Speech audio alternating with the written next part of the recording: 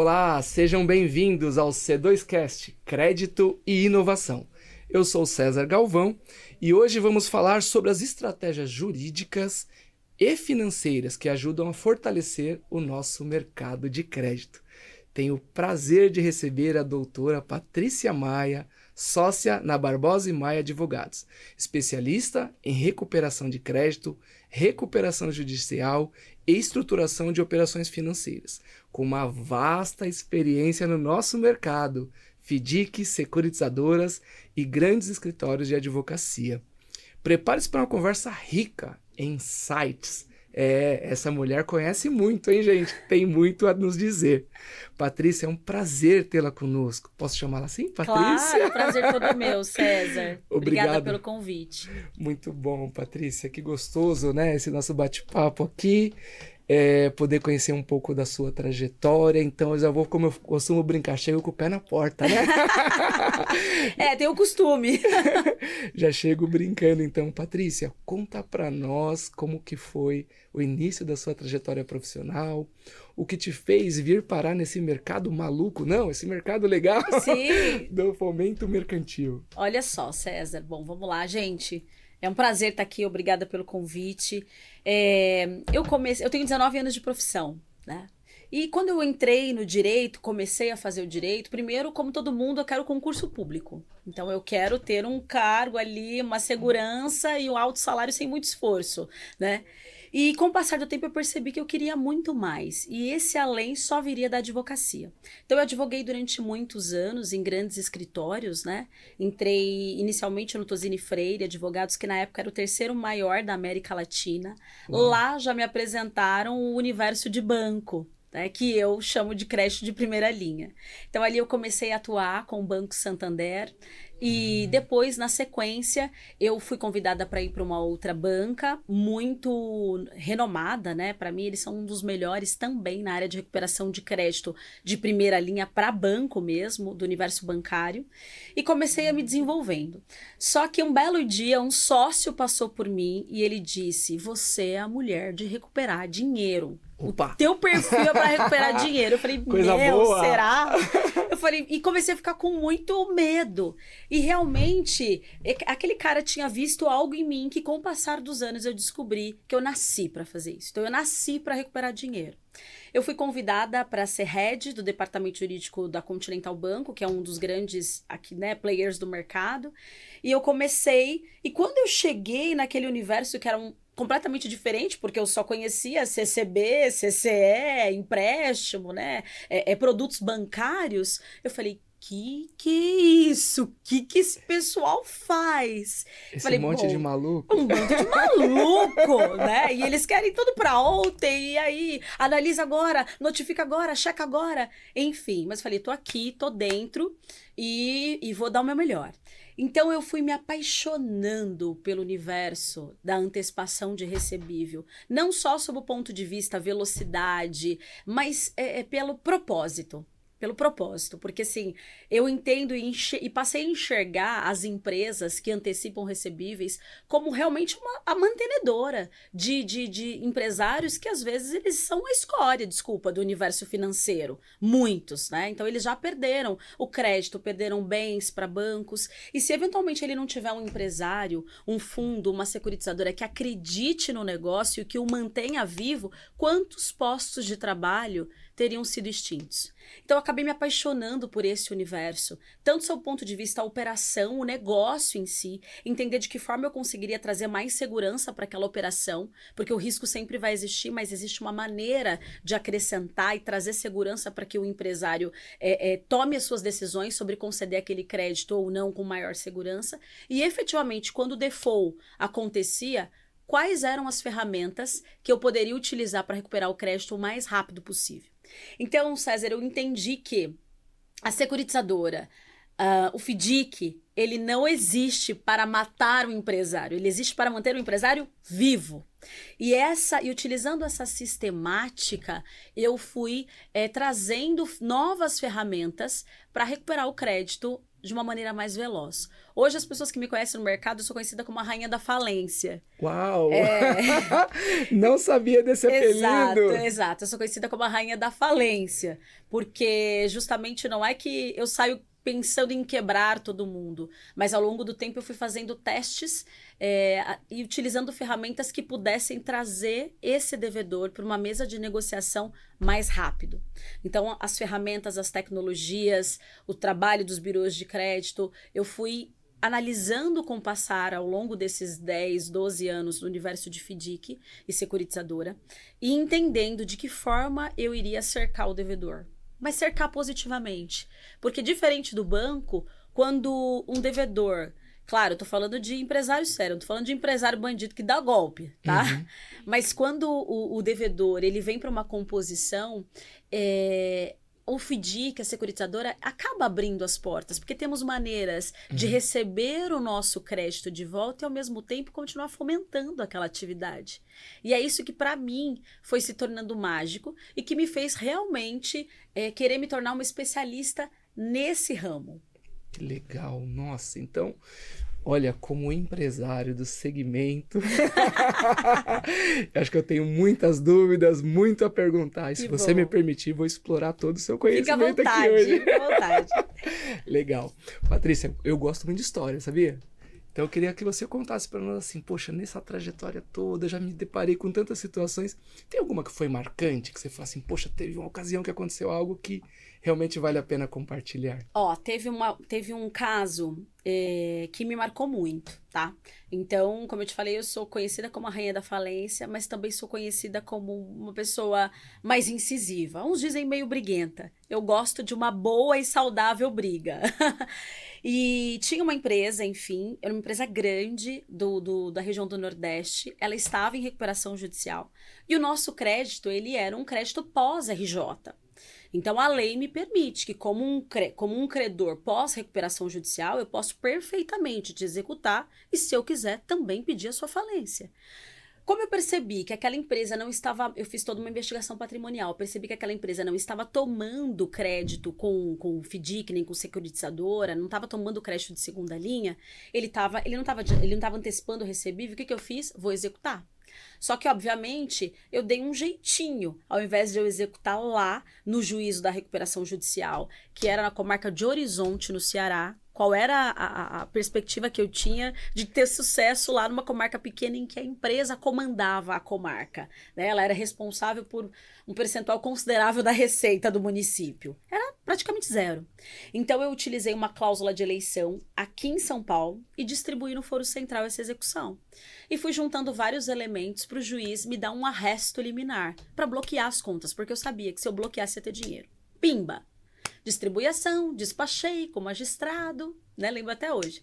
E ele me deu arresto. Bloqueamos de cara R$463 mil.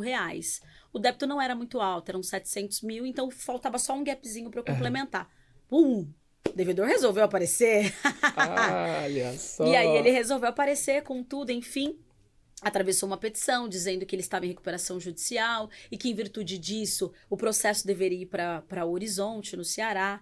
Mas o que me marcou muito, e ali eu vi que ser desse jeito dava certo, César, é que eu sabia que em dado momento o dinheiro teria que voltar para a RJ, porque justamente era a decisão, eram as decisões do STJ naquela época. Mas eu não desisti. Eu levei o caso até Brasília e eu mantive o dinheiro bloqueado por meses.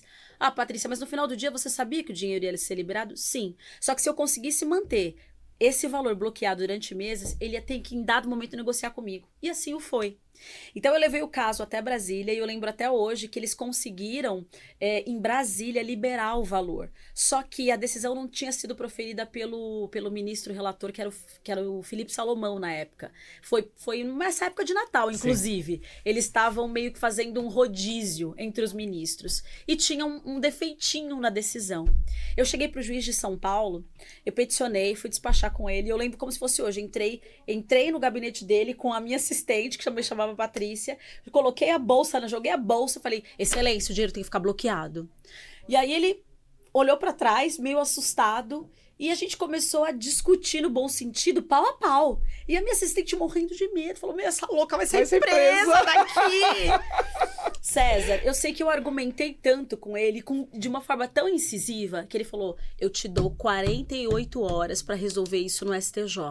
Se em 48 horas você não chegar aqui com a solução, eu vou liberar o dinheiro e vou aplicar uma multa de litigância de má-fé no seu cliente. 48 horas, porque eu não posso mais manter esse dinheiro preso. Eu falei, é o que eu preciso. Missão impossível. Missão impossível. Consegui, fui para Brasília, enfim, e dentro das 48 horas nós fechamos um acordo. Então, o que isso ficou de lição para mim, o que me marcou? Você tem que ter vontade de ganhar. Aparentemente, o cenário pode ser completamente desfavorável. Só que se você não acreditar no que você está fazendo, isso em qualquer aspecto, isso em qualquer cenário, em qualquer profissão, você já sai perdendo. Você já larga perdendo, porque você não acredita. Sim. Então, assim, isso me trouxe uma ânsia por vencer, por ganhar. Eu sempre tive, tá, César? Desde pequena. Mas eu falei, cara, a gente não pode se conformar, se deparar, desanimar com o primeiro não. Porque os nãos, eles fazem parte. Uhum. E só vai ganhar, só vai se destacar aquele que fizer diferente, que entregar de maneira diferente. Então, esse caso eu nunca mais esqueci dele. Sim, foi um caso que marcou a minha vida e que realmente eu vi que, putz, vale a pena. Vale a pena. Então, assim, tem muitos outros, mas esse, pra mim, é o mais marcante. Pô, sensacional, hein? Obrigado por compartilhar uma história imagina. tão bacana. Patrícia, deixa eu te perguntar uma coisa, que a forma com que eu enxergo a importância, né, dessa atuação do jurídico, não somente atuar posterior ao problema, mas principalmente retroalimentar, né, as áreas de operação, de cadastro, enfim, para tomar o cuidado, para poder rever os seus processos, procedimentos, de forma a proteger realmente a empresa para não chegar nisso. O que você entende, como que você atua nesse sentido de essa retroalimentação, ou seja, de rever os processos, costumamos dizer assim, né, no setor do fomento, né, tudo é possível se bloquear na entrada, né, pegar, né, no acesso ali no cadastro. Então, é um setor muito importante da empresa. O que você enxerga assim nesse sentido, Idi? Quando eu comecei no universo primeiro começamos com securitizadora, em 2016 foi aberto o fundo, tá? Quando eu entrei, eu quis sentar, por exemplo, como é que é a minha forma de atuar, César? Eu gosto de conhecer o negócio do meu cliente. Eu quero saber como ele faz a operação. Eu comecei indo pelo setor de crédito, como eles faziam uma visita. Eu acompanhava os gerentes comerciais para saber. Eu acompanhava os gerentes comerciais. Muitos trabalharam comigo, muitos anos se tornaram amigos. Eu ia com o gerente comercial para saber como é que ele fazia aquela visita. Como é que ele fazia, né? Chutava a caixa, como dizem no mercado, para saber se tem. Olha só, temos uma advogada que conhece o termo chutar caixa. Exato, ou não. Daí você passa o dedinho, o cara tá lá, tá operando, tá rolando. Nossa, não, entra e sai de caminhão. Puta, chega lá, você passa o dedo na mesa dele, parece que ninguém apareceu lá faz 35 dias. O pó comendo solto. Então eu gostava de fazer esse chão de fábrica. E aí eu ia depois do cadastro, pra mesa de operação, para entender como a operação era feita. Quais eram as ferramentas, os critérios utilizados para aprovar ou não aquele título. Depois eu ia para o principal. Todo mundo fala que o coração de um fundo, de uma securitizadora, é a mesa de operações. Eu sou contra. Para mim, o coração, efetivo, pode até ser o coração, mas ele precisa de algo que é imprescindível, que é a checagem e a formalização. E claro, né, os departamentos mudam de lugar para lugar, mas a checagem e a formalização, elas são imprescindíveis para evitar o default lá na frente. E aí eu comecei a entender como é que esse pessoal fazia uma notificação de recebimento da mercadoria, como eles confirmavam essa mercadoria, com quem eles falavam. E aí eu fui buscando no mercado informações e fui complementando, deixando isso mais recheado. Por quê? A gente sabe que, tirando comissária, tirando intercompany, né, tirando as operações que a gente chama de crédito clean, o desconto puro e simples, ele também não pode ser feito de qualquer maneira, porque, em tese, eu faço o desconto de uma duplicata, levando em consideração o sacado. Então, eu faço na mesa de operações uma análise sobre aquele sacado, vejo se ele realmente existe, né? Se não é uma empresa que está ali na Catitoba do Norte, chega lá é um terreno baldio. Eu faço toda essa análise e dou o crédito para o desconto com base no meu sacado. Óbvio que eu não ignoro o dia a dia do meu cedente, Sim. mas em tese o desconto é relacionado ao sacado. Só que, se eu faço isso e quando eu chego na checagem, na formalização, eu ignoro a confirmação de recebimento da mercadoria ou uma notificação comunicando a cessão do crédito, eu cometo um erro muito grave. Porque se eventualmente tiver uma devolução, se tratar de um título frio, se tratar de uma confirmação de favor que tem aos montes no mercado, lá na frente eu vou ficar sem elementos para o jurídico. Então eu posso ter o pontos de Miranda advogando para mim. Se a minha checagem, a minha formalização, ela não tivesse sido feita de uma maneira criteriosa ou efetivamente com os elementos mínimos de segurança, você pode colocar o pica das galáxias lá, desculpa o termo, para recuperar o teu dinheiro que não vai recuperar. Entendeu? E aí, o que eu fiz? Eu fui recheando e deixando aquela notificação, aquela confirmação, seja via WhatsApp, seja via e-mail, seja via telefone, mais robusta. Então, eu percebi na época que eles tinham, olha só, uma notificação para confirmar o recebimento da mercadoria, notificação é modo de falar, mas era um e-mail para confirmar o recebimento da mercadoria, e outro para dar ciência da cessão do título. Né, que o título foi antecipado. Falei, não, amigo, pelo amor de Deus, tem sacado que não confirma, não paga boleto, você quer mandar 2 e-mails pro cara? Vai ficar o dia inteiro esperando o retorno. Pô, fala sério, né? Mas você trouxe agora um assunto muito legal, Patrícia, porque esse daí é o papai e mamãe, né? Sim. Só que a gente não vive só disso. Não. Não. Que tal falarmos um pouquinho da nossa famosa comissária? Quero saber o que você acha deste produto no mercado. Bom, olha só. A comissária, ela é necessária. Ela é necessária, não tem jeito. Eu acho que é muito difícil e quase impossível ter uma securitizadora, um fundo, uma factoring que não faça comissária, né? Até porque, o que acontece? Com o passar do tempo, não sei se eu mencionei, mas com o passar do tempo, muitos players grandes do mercado, foram percebendo que ele estava deixando muito dinheiro na mesa. Então, eu sou uma empresa grande, eu tenho fund, eu tenho dinheiro, só que eu percebi que o meu fornecedor está antecipando com vários fundos. Para que eu vou deixar esse dinheiro circulando? Eu vou antecipar para ele. Então, muitos acabam firmando esse contrato de prestação de serviços, fornecimento, vedando, proibindo a cessão do crédito, né? Só que ali, o fornecedor acaba ficando na mão dele. Ou, às vezes, também, não sei, às vezes, de repente, com o passar da operação, eles têm algumas compensações para operar, entregou mercadoria, deu problema, aí você não consegue cobrar do cara, enfim, tem N motivos que fazem com que aquele fornecedor pare de antecipar o recebível direto com o que seu cliente quer sacado e opere com fundo. Então, muitos fundos precisam fazer comissária, não tem jeito. A comissária, antigamente a gente não tinha...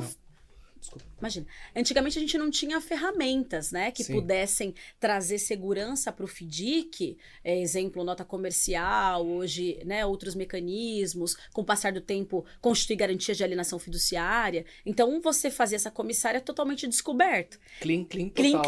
Cleanzaço. Que eu falava, por que é clean? Isso aí pra mim é sujo. É mais sujo que pau de galinheiro. Aí depois eu entendi. Que clean é esse? O que é clean? Que nós arrumamos nomes bonitos, né? Pra deixar o negócio mais chique. Mas enfim. E aí, eu fiquei percebendo, eu falei, cara, isso aqui é um tiro no escuro. Quando eu comecei, lá há 12 anos atrás, a escrow, ela nem lembro se a escrow existia, né? Não lembro. Relativamente novo. É nova, né? E aí, naquela época, você dava o crédito e ficava rezando que o dinheiro ia cair na conta do cara pra ele te transferir e se tivesse... Aí o cara ligava, então, sabe o que aconteceu? Tive um bloqueio na conta, aquele crédito, eu não vou conseguir pagar aquele título. Aí dá-lhe você fazer confissão de dívida, recomprar e aquela historinha triste. Eu acho a comissária necessária. É importante porque, querendo ou não, muitas empresas, elas têm esse título, não tem jeito. Também acho que é uma grande oportunidade de negócio, sabe, César, para o FDIC, porque como ele mais risco pressupõe, maior rentabilidade. Sim. É uma matemática simples em qualquer jogo.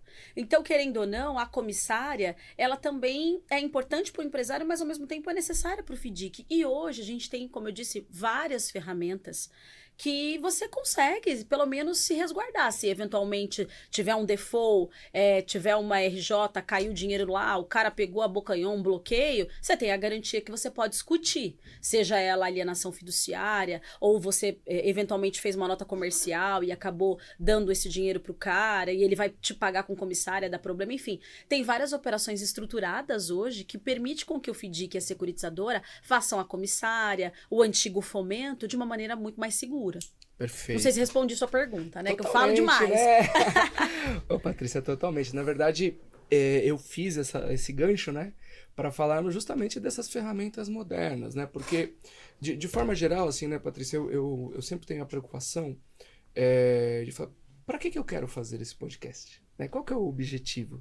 Nada mais é do que difundir a informação. Sim. Né? Naturalmente, os grandes fundos que têm uma estrutura de um corpo jurídico para orientá-lo, né, consegue muitas vezes ser mais efetivo, enfim, até correr mais risco, porque ela tem um respaldo para poder atuar. Só que nós temos uma infinidade de securitizadoras, factorings, ESCs, ou mesmo pequenos fundos que não têm todo esse acesso. Uhum. Né? E de que forma, então, nós podemos ajudar, auxiliar, levando conhecimento, tecnologia, né, para poder permitir que tenha o devido cuidado nessas situações. Porque o nosso dinheiro é muito suado, Sim. né? Não podemos perder. Não. De forma alguma, né? Não. Então, assim, hoje, né, como você falou da questão da nota comercial, né? Então, nós desenvolvemos um modelo de nota para ser exclusivo um guarda-chuva de operações comissárias ou de fomento, onde você traz uma garantia real e você vai escriturando mês a mês o volume de operações Sim. que você fez, né, de fomento, ou de você fez operações de comissária. E isso é importante porque quando você tem uma garantia real ali como um guarda-chuva das operações, eu falo que a gente consegue dormir o sono um pouquinho mais tranquilo. Né? Abre um olho e fecha outro. Dorme assim, com um aberto e fechado. Não muito, né? Não muito tranquilo. Não pode ser, como diz no interior, vaca mansa, Não. né? Mas a gente consegue, né, enfim, atuar de uma forma um pouco mais tranquila, né? E aí você tem, por exemplo, hoje a figura do sacado âncora, né? Que também é uma plataforma que eu costumo dizer que eu falo, poxa, o sacado âncora é legal porque antigamente, né? Não posso revelar a minha idade, hein? Mas antigamente nós íamos lá e o cliente ia com a nota fiscal, com a duplicata e pegava o endosso, né? Ele pegava na assinatura. E 2 assinaturas. Exato. Uma pro endosso e outra pra avalizar o endosso. Aí você olhava e falava, mas que 2? O cara assinava 2 vezes. Meu Deus. E hoje com a figura do sacado âncora, né? Imagina que, por exemplo, a plataforma ela vai dentro do ERP, do sistema, seja um TOTOS, um SAP, um Oracle, enfim, do sacado, ela traz o recebível para você, que é somente o recebível, que já passou por todos os filtros de o fiscal já deu entrada, a nota tá lançada certa, já deu entrada no estoque, o financeiro já aprovou, ou seja, só traz para você aquilo que tem uma certeza de pagamento, né? Pode acontecer alguma coisa? Pode acontecer, mas ele é muito mais seguro, ou seja, você tem a confirmação de um cliente que era comissária, que você não tinha confirmação. Exato. Então, a ferramenta, por exemplo, do sacado âncora, ela é muito efetiva nesse sentido, né? Ela mitiga muito o nosso risco. Tem que se tomar o cuidado da concentração, naturalmente, do volume que você vai concentrar naquele sacado. Mas é uma estrutura que ajuda bastante a minimizar o risco da comissária, assim como a nota comercial ou a própria CCB, como ferramentas de alienação de bens, né? Sim. Então, isso as coisas que nós temos visto no mercado. E aí eu quero aproveitar e pegar o gancho, né? E falar de algo que eu tenho certeza que você está sabendo. Que esse mês de dezembro foi derrubada, na verdade, aquela obrigatoriedade de você realizar, né, ter que elaborar uma escritura pública para alienar o imóvel, né? Então isso reduz muito o custo para os fundos, para as securitizadoras, e aí nós temos que aproveitar essa oportunidade mesmo e aumentar a nossa proteção, né? Sim, com certeza. Essa questão da determinação do CNJ, na época, se eu não estiver enganada, acho que é setembro, agosto. Não lembro. Foi no segundo semestre. Para que as alienações fiduciárias fossem constituídas mediante escritura pública, Assim, eu sou muito direta, né? Então, assim, claro, num dado momento, falou, tô perdendo uma grana violenta. Por quê? É um mercado que só cresce. Se a minha memória não tiver falha, tem uma estimativa, né? No primeiro semestre de 2024, já tinha atingido mais de 600 bi de movimentação. Então, é um mercado que só cresce. É um mercado que efetivamente, na minha humilde leitura, tá, suporta pelo menos aí uns 70% do empresariado no Brasil. E se a gente levar em consideração vários fatores econômicos, passados, presentes e ainda os que vão vir, vai crescer muito mais esse mercado. Por quê? Porque aproveitou-se o mercado que os bancos acabaram não querendo mais e agora eles estão voltando falando, opa, não é bem assim, né? Deixa eu dar uma olhadinha aqui para esses escondidos, para esses recebíveis. Então, criou-se, o CNJ lançou essa determinação porque os cartórios também estavam perdendo dinheiro, né? Sim. Você concorda? Hoje você vai lavar uma escritura, 5, 6, 7 conto. Então, até mais. Até mais, dependendo do valor envolvido, né? Sim. E aí, obviamente, lançaram. Isso acabou trazendo um custo considerável para o fundo. Por quê? Olha só, o cara já está sem dinheiro. Ele precisa descontar os recebíveis dele e a gente precisa recolher esses custos para lavrar essa escritura na cabeça. Quem vai ter que adiantar? O fundo. Sim. A securitizadora, não tem jeito. E você colocar isso, embutir, trazer esse custo para o seu cliente, ele vai te pagar isso diluído. Se der algum BO, depois você vai ter que esperar consolidar a propriedade, levar um imóvel primeiro leilão, segundo leilão, para depois rezar, né, de joelho 7 dias, 7 noites para alguém arrematar esse imóvel. Então isso acaba dificultando a operação. Então é excelente essa última decisão, que agora é do início de dezembro, né? 4 de dezembro, se não estiver enganado, isso mesmo. Porque isso vai facilitar muito mais, porque a gente já tinha todos os mecanismos. Sim. Todos os mecanismos, instrumento pronto, instrumento que precisa e é validado pelo cartório de registro de imóveis. Então, na minha humilde opinião, tudo bem, eu quero que seja lavrada essa escritura perante um cartório, porque o cartório tem fé pública. Vá. Desculpa. Polêmico, eu sou polêmica, tá? Eu sou polêmica, gente, mas assim... Cartório a gente vê tanta coisa, então qual é a necessidade? Para trazer maior fidelização, deixar a operação fidedigna. O cara ele assinou, antigamente, né, assinava, reconhecia a firma, 400 milhões de versos, 3 folhas, hoje a gente consegue já fazer assinatura, exato, com certificado digital, manda-se todos os documentos para o cartório de registro de imóveis, que faz a verbação e dá conhecimento erga omnes, ou seja, está na matrícula.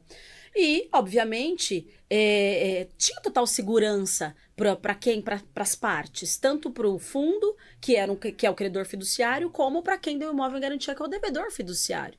Mas a gente sabe que, eventualmente, a máquina precisa ser alimentada. Então, mas foi excelente essa última decisão. Eu enxergo isso como algo muito positivo para justamente deixar essa operação mais acessível. Né, mais acessível para o próprio cliente no final do dia, porque às vezes ele acaba pagando essa conta e o fundo também não tem que desembolsar esse valor na cabeça, porque imagina, eu vou operar, vou conceder crédito, mas eu já tenho que sair lançando 40, 50 pau de custo para averbar uma garantia, putz, querendo ou não, isso encarece a operação, né? Perfeito. Patrícia, eu falei que eu ia poder abusar um pouquinho do seu conhecimento, da sua experiência. Eu gosto de passar o dia inteiro falando sobre isso. Legal. Patrícia, hoje, acho que é o grande medo, né, e preocupação e temor de todo mundo que está tomando decisão de crédito é a famosa RJ, Recuperação Judicial. E aí eu queria ouvir conselhos. O que nós fazemos, né, para poder evitar, ou para poder se proteger, ou para tomar cuidado, enfim, o que pode ser feito? Então, claro, se a gente parar para pensar num fundo grande, numa securitizadora de médio e grande porte, os custos são maiores e eles também têm um budget maior para investimento, criação de setores. Mas hoje os fundos menores, as securitizadoras pequenas, até as factorings, hoje elas conseguem ter serviços de qualidade, prestação de serviços de qualidade. Por exemplo, o nosso escritório, tá? A nossa ideia como escritório, e aí fazendo o gancho da sua pergunta, é prestar um serviço acessível e de qualidade, com conhecimento de mercado, para os pequenos também. Eu tenho, por exemplo, clientes que são lá de João Pessoa, Paraíba, Recife, que são clientes pequenos, são securitizadoras pequenas, ESCs, que, obviamente, não tem vários departamentos, não tem um back-office robusto, mas que conseguem hoje melhorar a sua operação com a nossa atuação, com o nosso conhecimento de mercado versus o que o universo jurídico traz também, né? Então, qual é a sugestão que eu dou para o empresário? Além de fazer o chão de fábrica, além de estar, pelo menos, muito perto do seu cliente, o sacado não pode ser ignorado, é importante que a gente fique atento. Existem ferramentas no mercado hoje, César, que permitem com que a gente faça meio que investigações prévias sobre aquele cedente. Então, o empresário, a securitizadora, o FDIC tem os conhecimentos de mercado, porque quando começa a estourar de um lado, estoura em todos. Eu não sei se você sabe, mas eu sou conhecida como a rainha da falência, tá? No mercado. Por quê? Porque um dos métodos que eu utilizo é a falência do devedor. Porque o que funciona? Nós trabalhamos como uma rede. Então, nós temos hoje muito birô de crédito, Sim. que nos municia com informações consideráveis. Nós temos no relacionamento de mercado, que é muito bom. E, eventualmente, se eu pedir a falência de um cedente seu, a partir do momento que eu distribuir, houver um deferimento para citar, você vai tomar conhecimento, se você tiver um birô de crédito. Ou alguém do mercado vai saber e isso vai ser pulverizado. Tem duas vertentes aí. Ou esse cedente vai correr para vir e negociar comigo, para eu baixar a falência dele, ou de repente ele já está numa situação considerável e ele vai pedir RJ, tá? E você, como empresário de uma securitizadora, que você tem que ficar perto, manter o seu comercial sempre atento e fazer investigações prévias, análises prévias. Como eu estava te dizendo, a gente tem ferramentas no mercado que a gente consegue identificar empresas correlatas, abertas, vinculadas aos sócios daquele cedente. E eu digo que, assim como o crime deixa pistas, o devedor deixa pista. Olha só! O devedor deixa a pista. Quando ele vai dar um golpe no mercado... Essa referência eu achei sensacional, né? O crime deixa pistas, deixa o devedor também. Também. O devedor deixa pistas. Sensacional. Quando a gente fala de RJ fraudulenta, César, que é o que a gente tem mais medo, como FDIC, da RJ fraudulenta, se você parar para fazer investigações de 5, 6 meses antes da RJ estourar, você vai localizar pistas, você vai achar empresas abertas em nome de parentes, divórcios, esgotamento, esvaziamento de patrimônio, vão ter elementos. E para isso você precisa ter uma investigação patrimonial considerável, fidedigna, com muitos detalhes, né? E hoje, você pensa na comissária. Porque se eu fizer o desconto por isso, falando em RJ, se eu fizer um desconto puro e simples da duplicata e eu tiver feito a lição de casa e eu tiver confirmado o recebimento da mercadoria na qualidade e forma contratada, porque tem que estar robusta a tua notificação e a tua confirmação, não pode ser uma confirmação meia boca, tem que ser uma confirmação legal. Mas desculpa, mas e-mail é válido, né? E-mail é válido, e-mail, WhatsApp é válido, ligações se forem gravadas é válido, tudo isso ajuda a formar a convicção do magistrado. Então, se eu tiver feito a minha lição de casa e eu tiver um desconto de duplicata, mas eu tenho um sacado que eu amarrei, tá amarrado, e o meu cedente entrou em RJ, foda-se. Desculpa, gente, perdão, tá? Né? Muito bom, muito bom. Eu tô aqui, quem me deve? Quem me deve é o sacado. Agora, se ele pagar pra você, mesmo eu tendo notificado e você tomou conhecimento de que o título é meu, quem paga mal paga 2 vezes. Eu vou te cobrar. E você vai ter que se virar pra cobrar do cedente. Então, eu tô tranquilo. Qual é o problema da RJ? O bendito clean de novo. Lá veio o clean. O clean surge. O clean surge. Se eu tenho um clean com uma garantia, e essa garantia é da empresa em recuperação judicial, e é geralmente um bem operacional, eu tenho um problema, né? Tenho um problema. Agora, se eu tenho uma garantia, e essa garantia é de um terceiro, foda-se de novo. Eu vou atrás da garantia, sou extraconcursal. Então, o que a gente precisa fazer para tentar evitar que a RJ estoure e você esteja muito tomado lá? É todo um preventivo que você vai fazer. Checar, se for desconto, checar bem. se preocupar em deixar tudo isso amarrado para você poder ir para cima do sacado se o cara acabar entrando em RJ. Se você tiver cleanzaço, sem garantia, tá fudido, desculpa o termo, né? Tá fudido. Então você precisa fazer... Eu já gostei demais, eu sou fã dessa Patrícia já aqui, viu, cara? Puta merda, ela é muito papo reto. Fazer uma análise preventiva, tá acompanhando. Porque, assim, César, me desculpa. Pô, eu sou o dono do dinheiro. Como você falou no início da nossa conversa, o dinheiro é suado. Cara, você tem que passar de noite e dia cheirando esse clean pra saber se isso aí se perdeu ou não e que vai dar. Tentar pensar para FDICs grandes, estabelecer uma área de risco, sabe? De fraude. Sim. Então, isso eu falava muito no bom sentido na Continental, quando eu trabalhava lá. Falei, cara, nós somos grandes, então vamos montar uma área de fraude aqui, de análise, que são os caras que vão ficar com os sistemas já analisando esses excedentes mais complicados, ou que eu tenho uma concentração grande, ou que estão muito tomados, para a gente ver como é o comportamento. Como eu disse, o devedor deixa pistas. Então, se você colocar análises pelo menos a cada um mês, óbvio que às vezes estoura em 15 dias, né? Mas se você fizer bem a lição de casa, você pode evitar de que se eventualmente ela entrar em RJ, você fique lá completamente lascado, desculpa o termo, tá?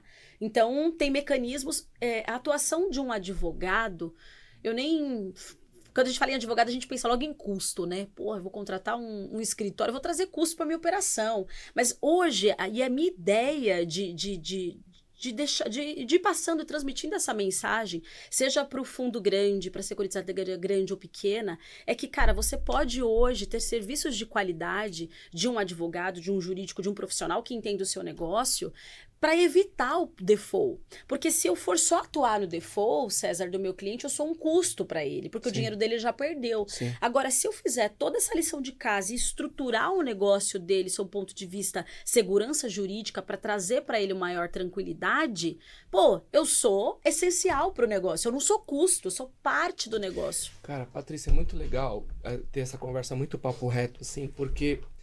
eu fiquei 8 anos tomando decisões de crédito junto com o meu sócio, né, no FDIC que nós fundamos. E isso que você trouxe, ele é muito verdadeiro, né? É um FDIC pequeno, enfim, muitas vezes você olhava e falava, cara, puta, mas como que eu banco, né, na verdade, um advogado e tal? Mas aí quando dá um default, aí você tem que correr atrás do advogado.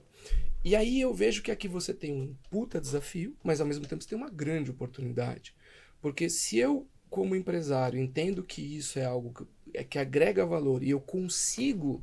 Porque o desafio não é você falar, não, eu sei que agrega valor, mas o desafio é como que eu faço para transformar isso em valor? Ou seja, como que eu pego este conhecimento da doutora Patrícia, de ter vivido tantas situações e coloco isso na minha operação de tal forma que eu me torne mais efetivo? Ou seja, como que eu faço para que o meu processo seja mais eficaz ao ponto de pegar na entrada essas possíveis RJs, esses possíveis golpes, esses possíveis problemas que a gente venha a ter no futuro. Então, eu acredito que tem, sim, realmente uma grande oportunidade. E a dificuldade que eu sentia quando eu tinha que tomar decisões de crédito, que eu estava à frente do FDIC, né, era, pô, mas... Cara, eu preciso fazer a operação. Eu só consigo entrar nesse cliente para pegar o 70-30 lá, tipo, 70 de operação pulverizada se eu pegar a comissária. Mas como que eu faço para tornar a comissária mais robusta até o ponto que eu consiga receber, enfim.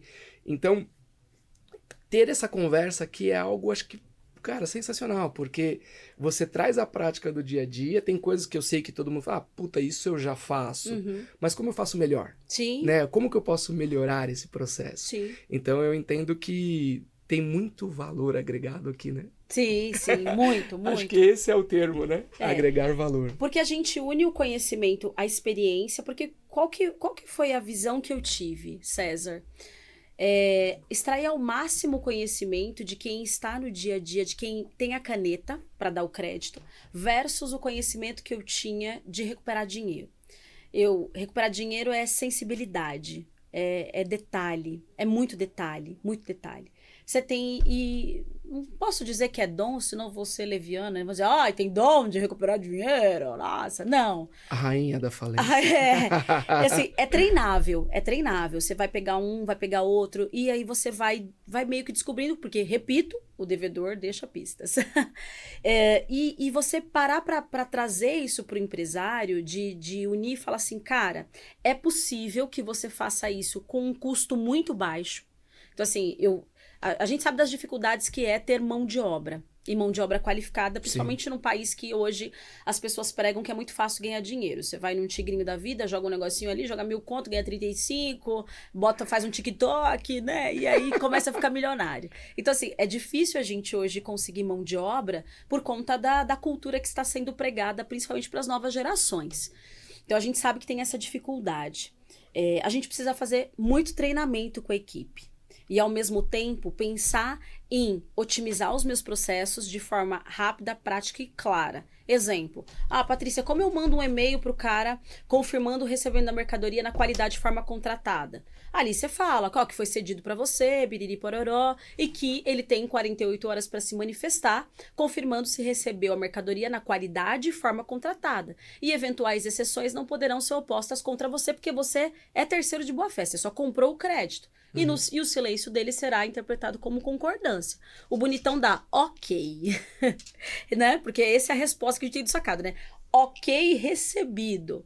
Eu já ganhei casos que só com esse ok recebido, o sacado depois, com o tempo, falou assim, não, mas eu recebi a mercadoria, ela deu problema, eu devolvi, eu tenho um laudo. Então, meu amigo, eu só fiz a operação porque você confirmou o recebimento da mercadoria na qualidade de forma contratada. Não, mas eu só dei ok. Tá, mas você não parou para ler todo o restante? Entendeu? Ou seja, o conteúdo que você colocou ali deixa claro que o ok, ele pode sim ser interpretado como está tudo certo, estou assumindo, né? Exato. E aí, qual que foi a tese que eu utilizei para o magistrado? Às vezes a gente sabe que não é bem assim, mas o que eu utilizei para o magistrado? Eu só fiz a operação porque ele me deu ok. Ele disse para mim que estava tudo certo e que ele recebeu a mercadoria na qualidade de forma contratada. Eventualmente, se chegou o vencimento da duplicata, ele fala que não vai me pagar porque ele devolveu a mercadoria, nós temos 2 problemas. Um, que ele deveria ter me informado. Eu dei o ok, tô devolvendo a mercadoria. Ele ignorou a minha existência, mesmo sabendo que o título é meu. E segundo, que ele se comprometeu comigo. E levando em consideração algumas teorias e princípios que regem esse direito cambiário, né, que é a cessão de títulos de crédito, tem determinadas situações que não se aplicam para mim, que sou terceiro de boa-fé. E aí eu vou trabalhando e vou vendo muitos clientes que acabam perdendo a possibilidade de cobrar o sacado, fica só com o cedente que às vezes está respirando por aparelhos, né? Que não vai pagar ou que pediu uma RJ, por exemplo, porque ele não fez a lição de casa certo e ele não pressionou o sacado. Não pressionou o sacado. Porque o cara deu ok, ele se comprometeu contigo. Ele sabe que a partir daquele momento ele tem que pagar para você, César, e não para mim, Patrícia, por exemplo. Ele sabe que ele está confirmando o recebimento da mercadoria na qualidade de forma contratada. Ele poderia ter dito, ok, a mercadoria chegou, mas eu ainda não analisei se ela está em conformidade. Aí o cara está se salvaguardando, concorda? O sacado? Sim. Mas quem é o sacado que fala isso? Zero! Né? Então são formas e elementos que a gente tem de incluir na operação, César, para ir trazendo mais robustez, mais segurança, porque se eventualmente o seu cedente realmente devolver a mercadoria, mas o cedente não tem poder de recompra, você vai bater no sacado até que ele comece a bater no cedente e fale, se você não resolver com o César, eu vou parar de comprar de você. Então entenda que a mensagem que eu quero transmitir sempre para os fundos, para as securitizadoras, é que a gente não vai receber o dinheiro com o processo. Você não vai receber no processo. Vai ficar 5 anos brigando com o cara lá, você não vai receber. Vai passar um trabalhista na tua frente, ele vai receber, você não vai receber. Mas se você fizer bem a lição de casa e você tiver, se tiver um jurídico, se você tiver um advogado, se você tiver alguém que entenda do seu negócio, ele vai te dar as ferramentas para que você consiga sempre, em todo momento, pressionar esse cedente para vir resolver contigo o problema dele. Essa que é a grande moral da história. Você sabe que contando assim, você gosta de histórias, mas olha só, teve advogado é foda, né? Advogado é foda. Foi de raça chata. Nossa. Teve um escritório que acabou perdendo uma carteira de um cliente para nós. E a advogada ficou puta da vida, a dona do escritório. E precisávamos de um auxílio dela para passar um subestabelecimento de um caso que estava em segredo de justiça. Isso foi muito legal, essa história. E ela virou para o cliente e falou assim, sabe o que eu fico feliz? É que dos 10 processos que eu subestabeleci, a doutora Patrícia não resolveu nenhum, porque eu tô acompanhando no processo. Aí o cliente falou assim para ela, então, sabe por que não foi resolvido? Porque graças a Deus eu parei de ter que ficar ajuizando processos. Só não foram resolvidos os 10 que você passou 50 anos dormindo, pedindo bloqueio de penhora online, Renajude e Infojude, pro cara que não tem nenhum gato para puxar pelo rabo, né? Então assim, porque eu parei de ajuizar processo, porque para mim processo é custo. Eu comecei a resolver as questões antes de dar o problema, antes de surgir o problema. E quando o problema surgiu, às vezes, um protesto com fins falimentares, às vezes resolve, Sim, né? sem dúvida.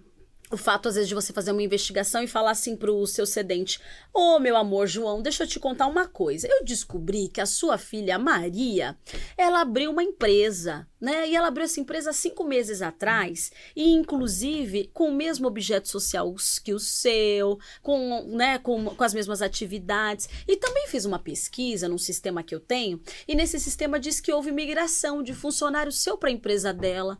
Menino, que situação. Vamos fazer o seguinte, não é melhor você pegar esse bolo, dividir e dar uma fatia para mim do que pegar o bolo e dividir com os 500 credores que você tem? Então é assim que a gente trabalha. Ora, esse é uma puta de uma sacada, Patrícia. E eu falo isso porque que eu te falo assim. Todo mundo tem um começo no mercado, né, no fomento e tal. E eu lembro do primeiro processo que nós tivemos de cobrança e eu entrava todos os dias... Pra ver se andou. Pra ver se andou. Todos os dias eu entrava lá no TJ, puta merda, mas esse negócio não anda. E a nossa expectativa era receber no meio do processo e tal. E aí, com o passar do tempo, naturalmente você vai aprendendo, vai, né, enfim, aí entende exatamente isso que você falou. Na verdade, a questão toda não é esperar receber justiça. Não que você vai, tem processos que nós recebemos, enfim, ganhamos, e lá no final... Mas eu tenho um caso também que eu gosto de contar história, não só de ouvir. De uma cliente que ficou devendo, a empresa quebrou, enfim, fechou, ficou devendo. E nós atingimos um imóvel dela no litoral. E aquilo, poxa, não acontecia, não conseguia levar para leilão, tinha mais credores, enfim, tal. E aí, o meu sócio teve uma puta sacada, foi sensacional. Ele começou a seguir lá no Instagram, né, no Facebook e tal, e ele começou a ver a mulher andando de lancha, aí um monte de coisa e tal. Eu sei que ele alegou, como uma petição pro juiz, alegou, e mostrou tudo e essas fotos, todas essas coisas. Não deu outra. Em menos de 2 meses, a pessoa procurou, acertou, pagou a dívida e tal. Eu achei sensacional. Sim. Eu falei, cara, olha que louco. Porque aí você, né, vai na vida pessoal da pessoa e fala, essa pessoa tá alegando que não tem condições de pagar, mas olha o que ela tá fazendo aqui, né? Exato. Então isso mudou totalmente a minha concepção do negócio. Patrícia, teve um fato que você citou aqui, ele ficou um pouquinho nas entrelinhas e eu queria explorar um pouquinho mais. Você falou do imóvel operacional, né? E aí eu falei, poxa, imóvel operacional. Então quer dizer que se eu peguei, né, um imóvel em garantia, mas é o galpão da fábrica, é o caminhão que ele usa para fazer entrega, coisas do tipo operacional, eu posso não conseguir exercer a cobrança sobre aquele bem porque ele... Se você exercer, no dia que você exercer, você me conta? Porque o que acontece? A empresa pede, hoje a gente tem as RJs e as REs, né? As RJs são mais famosas, mais conhecidas, só que elas envolvem muito custo para a empresa que entra com pedido de recuperação judicial. Então, às vezes, eles optam pela recuperação extrajudicial, mas desde que eles tenham o quórum mínimo, atinjam o quórum mínimo de adesão, tá? E o que acontece com a RJ? Putz, a empresa entrou em recuperação judicial, pressupõe que o juiz fez todas as análises, deferiu o processamento, determinou a suspensão de todas as ações contra ela, né? Inicialmente por 180 dias, que pode prorrogar para mais 180 e tudo mais, para manter a economia funcionando e a função social da empresa e os postos de trabalho. Se eu eventualmente peguei em garantia de alienação fiduciária o galpão, né, o imóvel operacional, como é que eu vou consolidar a propriedade e levar esse imóvel a leilão? Porque isso pressupõe que vai ser atingido diretamente as atividades daquela empresa que está em recuperação judicial. Então, o juiz da RJ, que a partir do momento que defere é o responsável por decidir sobre eventuais bens da empresa, eventuais bloqueios, ainda que seja de crédito pós-RJ, não vai deferir isso, não vai te dar. E aí, as recentes decisões do STJ dizem que como você não consegue discutir essa garantia, meu amigo, você vai se tornar um quirografário. Agora, Entendeu? Patrícia, vamos mudar de lado? Vamos sentar na cadeira do tomador de decisões de crédito? Sim, Vamos lá, do vamos lá. dono do FDIC, da Vamos. securitizadora. Ele tem a seguinte situação, cara, meu melhor cliente, ele tem um volume super representativo na minha carteira. Só que agora, ele precisa de 30% da linha dele como comissário. E aí eu pego e falo, tá bom, legal, me dá um bem em garantia. Ele fala, tá bom, tenho duas opções aqui.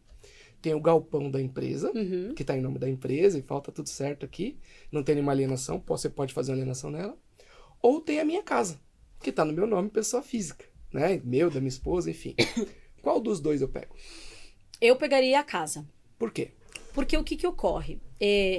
Tem a proteção do bem de família e tudo mais. Quando a gente faz, e acho que vários colegas já fazem isso, quando a gente constitui uma garantia de alienação fiduciária e a gente sabe que a casa onde o devedor mora, ali a gente coloca uma cláusula específica e que ele está abrindo mão daquele bem, dizendo que não se trata de um bem de família e que ainda que fosse, ele quer herdar, ele manifesta o desejo de colocar aquele bem para garantir o eventual empréstimo, fomento que ele vai fazer para a manutenção da empresa dele. Então a gente faz uma cláusula expressa na alienação fiduciária em que aquele devedor fiduciante, que é quem vai dar o imóvel em garantia, está abrindo mão do direito de exercer ou dizer que ali se trata de um bem de família. Patrícia, cabe discussão? Óbvio. Infelizmente, Tudo cabe discussão. no nosso país você discute qualquer coisa, né? Você discute até se aquela cortina é azul marinho ou não. Então, cabe discussão. Mas a jurisprudência tem entendido que se houver essa declaração, ele realmente abriu mão. Abriu mão de dizer que aquilo se trata de um bem de família. Tem até decisões que, ainda que ele não deixe essa situação expressa na alienação fiduciária, só o fato dele dispor, ele já abriu mão daquela garantia. Porque é uma lei muito antiga, né? Essa questão relacionada ao bem de família. E para que isso foi criado? Para salvaguardar a sua moradia, o seu local, sua habitação. Se você está dando em garantia, se você está dispondo daquele bem, é porque você não quer exercer essa possibilidade, esse direito. Então, peraí, quando lhe é mais conveniente, aí você alega, não, é um bem de família. Então, nesse sentido, porque só pode abrir mão de exercer aquele direito, né, ter da disponibilidade de não exercê-lo, aquele que é o beneficiário. Eu estou abrindo mão do meu direito. Eu não quero ter esse direito de manter o meu bem salvaguardado. Por isso eu estou dando em garantia. Então o que a gente tem feito é colocar cláusulas em que pese ter algumas decisões que já excluem esse tipo de alegação quando eventualmente você vai consolidar a propriedade, mas a gente também coloca essa declaração bem expressa. Importante, né? Para ficar muito claro que a pessoa estava consciente no momento da tomada do crédito, da oferta do bem em garantia, que ela sabia o que estava fazendo. Sabia o que estava fazendo. Para depois não alegar, né? Não, mas eu não sabia, mas eu, né? Exato. Então acho que isso é realmente muito relevante. E aí, só terminando, fazendo gancho, se você pensar no galpão, você pensa no galpão, você concorda que, pode ser que eu esteja falando uma coisa, mas é minha análise, né? Tudo que pressupõe uma quantidade maior de pessoas, porque nós somos o tempo inteiro, a neurolinguística explica, né? Nós somos o tempo inteiro movidos por massa. Então, todas as vezes que eu penso em algo em grande escala, exemplo, vou tirar o galpão. Nós estamos falando de 150 funcionários, 150 famílias, vão ficar sem empregos, talvez vão ficar sem casa para morar, porque às vezes pagam um aluguel. Você concorda que a comoção é maior? Né? Sem dúvida. A comoção é maior. Não, a gente tá falando de uma empresa de 50 anos de mercado, meu Deus. Ai, olha só, esse banqueiro, esse empresário sem coração vai acabar com os postos de trabalho. Então, a comoção, ela é maior. E, infelizmente, desculpa, né, os colegas, mas enfim, os colegas que atuam a favor de RJ, infelizmente, a gente passou a adotar o juízo universal da recuperação judicial, porque a lei falava só em juízo universal da falência, que faz sentido, mas passou-se a adotar o juízo universal da recuperação judicial. Então, todas as decisões são levadas para o juiz da RJ. Se a gente pega uma RJ, César, elas têm 2, 3, 4, 5 mil páginas. É um monte de credor peticionando, bombardeando o juiz todo dia. Então, assim, para você conseguir escutir essa garantia, consolidar, meu amigo, você não vai conseguir. É mais fácil você ficar com o bem que é a casa do sócio, que é a casa do representante legal da empresa, entendeu? Legal. E óbvio, desculpa, só terminando, Imagina. ele com certeza não vai querer perder a casa dele. Pode ser que demore, tá? Porque ele vai entrar com uma ação declaratória, ele vai tentar suspender a consolidação da propriedade e tudo mais, mas uma hora ele vai vir ou para negociação, você vai conseguir tomar, não vai ter jeito. Costumo brincar que eu falo que é muito importante colocar a sogra dele como avalista das operações. Sempre. Porque ele não vai ter almoço no domingo, né? Então, às vezes pra ele é naturalmente... uma libertação. Coitada das sogras, né? Coitada Vão brigar das sogras. conosco Não, falando não. isso, né? É sogra, tem muito cunhado também, sabia? A gente vê, é? a gente faz pesquisa, a gente tem 3 sistemas operacionais, 3 sistemas operacionais mesmo, de localização de bens e pessoas no escritório, e até antes de entrar eu estava comentando com o pessoal. Só que, obviamente, você tem a Ferrari, mas você sempre precisa do piloto, porque às vezes você tem a Ferrari, mas não sabe pilotar. Exato. Então, você vai sempre precisar do olhar, né? Do olhar mais crítico, dos detalhes. Então, hoje, estão saindo do caminho da sogra e estão indo pro cunhado, pro sobrinho, tem de tudo, irmão, sabe? Essas empresas todas correlatas que a gente abre e acha que tá blindado, né? Que o empresário abre e às vezes acha que tá blindado. Hoje, graças a Deus, isso tem caído muito por terra, né? Com os incidentes de desconsideração da personalidade jurídica, formação de grupo econômico. Um ponto só que me pega muito, que às vezes eu entro em discussões saudáveis com colegas que também fazem recuperação de crédito, é que, cara, juiz não dá. Não dá. Esses dias eu tentei, eu demonstrei, a empresa deu um baita golpe no mercado, ela deu, eu fiz toda a investigação patrimonial, descobri que uma irmã da sócia, ela tinha aberto uma empresa com a mesma atividade e estavam operando por essa empresa da irmã. Então, a empresa era de Mato Grosso, a devedora golpista, e a outra era do interior de São Paulo. E nós chegamos a ligar, e aí eles disseram, uma atendente desavisada disse, não, essa empresa X não funciona mais, agora a gente está operando pela Y. Uau! Só que eu precisava demonstrar isso para o juiz, então eu tive que fazer toda a construção, o dossiê. E como é que eu peguei para demonstrar para o juiz? Tava o nome da irmã, o e-mail cadastrado na Receita. Olha que bicha burra, Deus me perdoe. O e-mail cadastrado tava Maria, arroba... Bicha burra. Bicha burra, né? Porque vamos blindar direito. Né? Tava assim, Maria... Não existe crime perfeito. Não hein? existe. Maria, arroba, o nome o e-mail da antiga. fulanadetal.com.br. Aí eu fui lá, printei, destaquei, demonstrei pro juiz, demonstrei o golpe que eles deram no mercado, ficaram devendo mais de 10 fundos, desapareceram, em tese.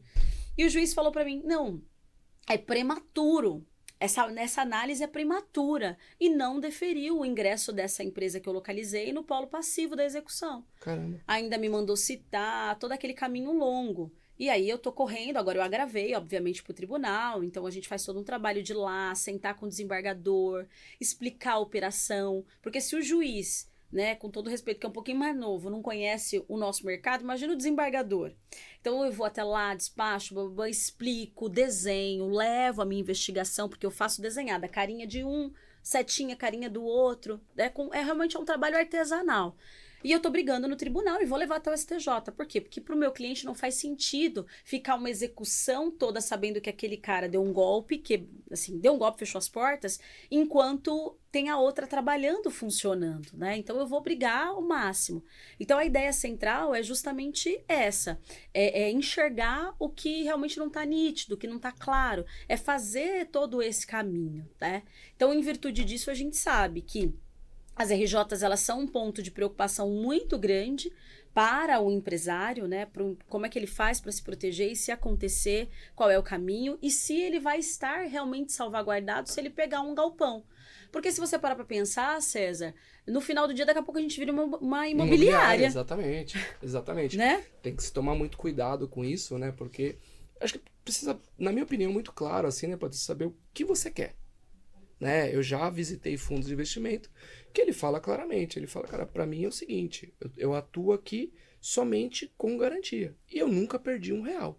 porque se der pau, eu vou lá e pego bem. Então, ele criou uma estrutura para isso, é um negócio dele. Tudo bem, tá tudo certo. Sim, é um caminho. Só que nós que somos, né, o multicedente, o multisacado, a gente não pode fugir da essência que é o nosso negócio. Nosso negócio é comprar bem, recebível, receber direitinho, ganhando, né, nosso spread ali dentro dos limites aceitáveis e tá tudo certo. E segue a vida. Eu acho que tem mercado para todos, né? É importante o posicionamento, né? Ou seja, o que eu quero, né? Onde eu quero estar, né?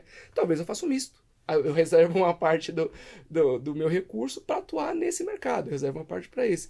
Mas não haver essa confusão, essa mudança de papel, né? Exato. Eu acho que se muda muito, daqui a pouco você realmente vira uma imobiliária. E você fica com um estoque de imóveis que gera um custo. Porque, eu faço um primeiro leilão pelo valor de avaliação, um segundo leilão pelo valor da dívida. Só que se não houver arrematantes, esse bem vai integrar o meu patrimônio. Então eu começo a ficar responsável por IPTU, por condomínio, entendeu? Então, assim, eu trago um passivo para dentro de casa. Então, eu acho que às vezes talvez não faça muito sentido. O que a gente tem notado muito, tem obviamente a escrow, né, que acaba nos auxiliando em algumas operações comissárias, mas se você não tiver uma trava perfeita, também de novo, né, se fodeu.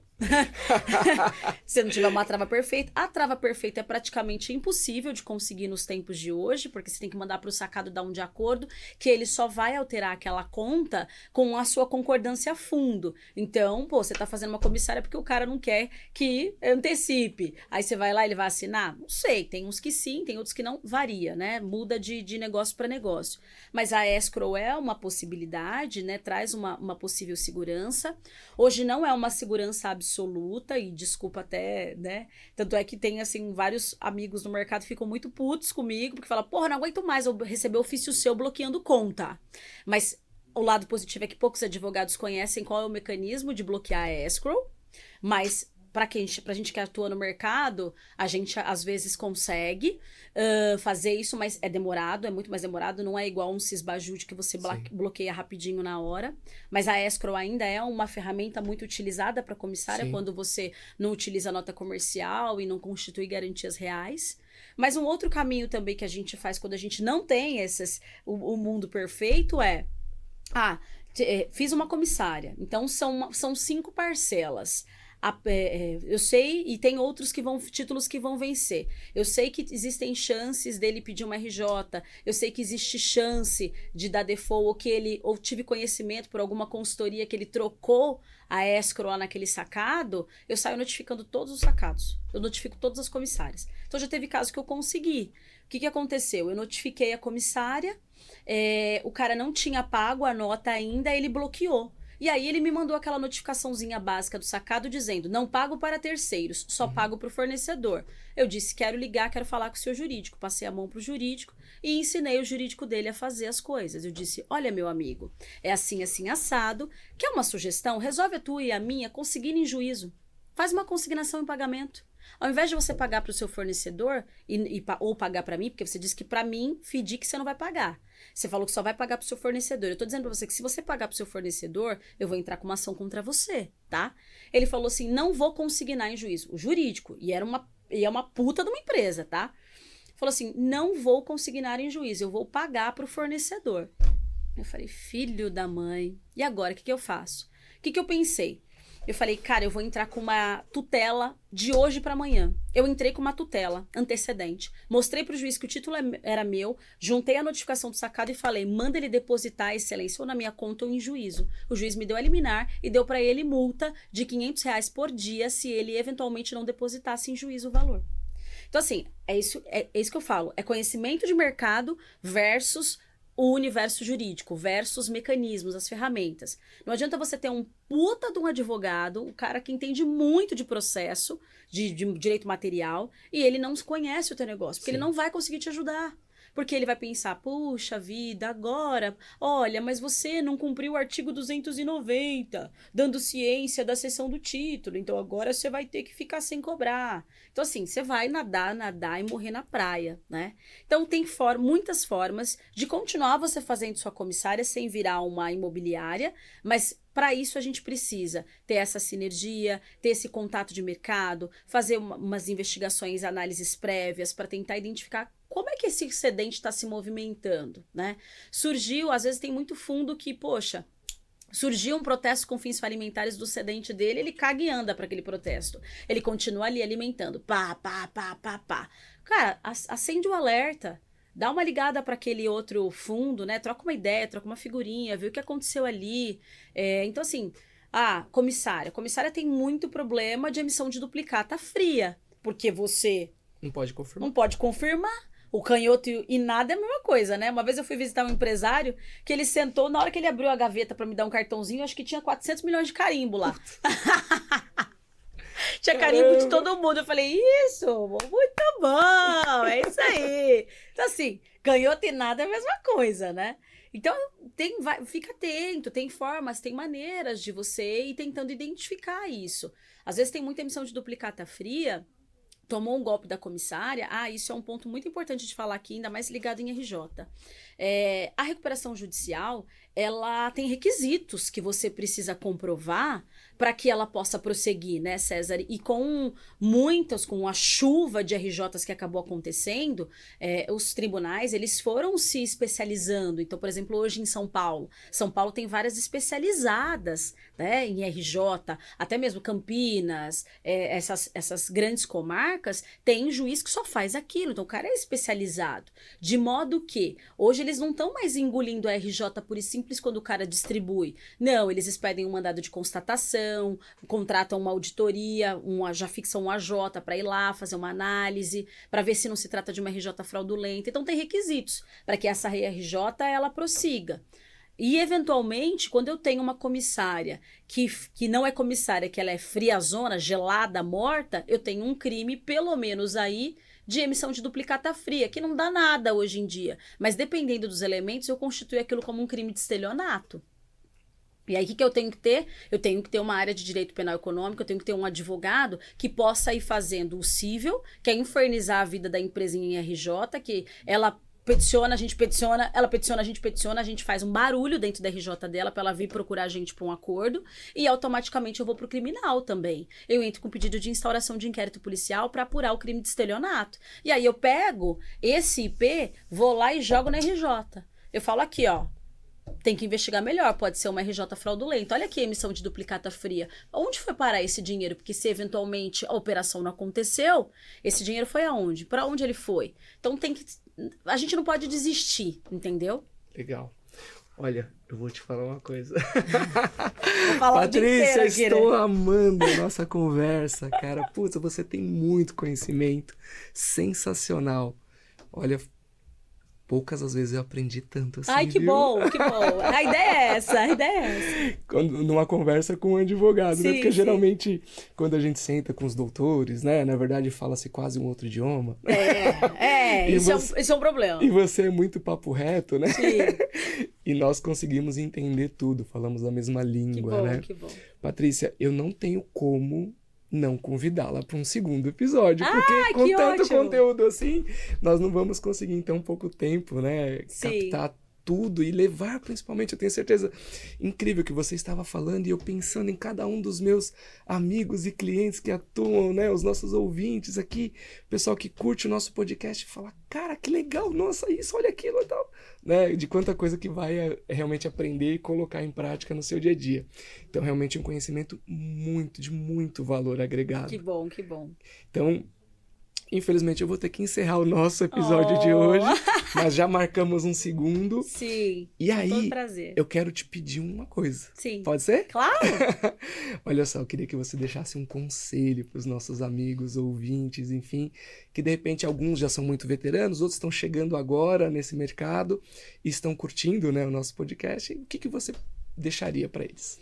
Bom, o meu conselho é não ignore os sinais, tá? Porque às vezes a gente vê o empresário, às vezes parece marido traído, né? Tá meio na cara e a gente não quer perceber, a gente não quer enxergar. Então, não ignore os sinais. Não pense no advogado ou no profissional da área jurídica como um custo. Traga esse profissional para a sua operação. Faça com que ele tenha vontade de entender o teu negócio, porque a partir do momento que você tiver assessorado por um departamento jurídico ou por um advogado que entenda do seu negócio, com certeza você vai ter uma redução de riscos de maneira significativa. E nós trabalhamos com risco. Conceder crédito para o mercado de antecipação de recebíveis é correr risco todos os dias, mas a gente pode correr um risco de uma maneira mais controlada. Né? Então, se você traz para a tua operação esse investimento e pensar nessas ferramentas, pensar na tecnologia, pensar num profissional bem qualificado para a sua operação, é pensar em investimento. É pensar de que maneira eu consigo ter riscos controlados e agregar valor para o meu negócio, para que eu possa evitar o default. E se ele acontecer, porque ele vai acontecer, você não sabe o dia, a hora, quando, mas se ele acontecer, eu tenho elementos para buscar, eu tenho elementos para brigar, eu tenho elementos para poder trazer o sacado ou o cedente para uma negociação comigo. Porque no final do dia a gente quer manter o cedente vivo, porque cedente vivo, mesmo em mora, é lucro. Muito bom, Patrícia, foi maravilhosa a conversa, gostei muito mesmo. E a sua visão, né, de negócio, de forma de atuação, é algo que com certeza agrega muito valor para o nosso dia a dia. Muito obrigado por uma conversa tão enriquecedora. Fiquem ligados para mais discussões no C2Cast.